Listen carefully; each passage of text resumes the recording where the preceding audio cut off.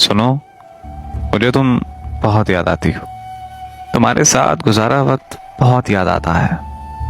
मुझे ये याद आता है कि कैसे हम एक साथ पूरी जिंदगी साथ जीने के ख्वाब देखा करते थे। कैसे तुम मुझसे कभी कभी घबरा कर पूछा करती थी कि आप मुझे कभी छोड़ तो नहीं देंगे।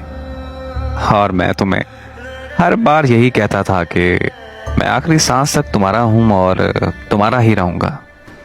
मुझे ये याद आता है कि जब मुझे चोट लगी थी तो तुम मेरे लिए कितना रोई थी।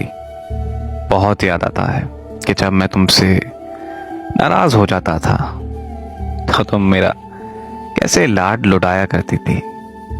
पर आज मुझे देखो ना कि कैसे मैं कैदे तन्हाई में मर रहा हूं। कैसे मैं पल पल तुम्हारी याद में तड़प रहा हूं। कैसे मेरा दिल खून के आंसू रो रहा है। बहुत तकलीफ देता है वो लम्हा जब तुम मुझे छोड़ गई और पीछे मुड़कर कभी नहीं देखा कि मैं जिंदा भी हूं या फिर मर गया। मैं आज तुमसे मिन्नत करता हूं, प्लीज वापस आ जाओ यार। प्लीज वापस आकर मुझे संभाल लो यार। ऐसा ना हो कि किसी दिन मैं इस दर्द से हार मान लूं और खुद ही खुद को कहीं मार कर फेंक दूं।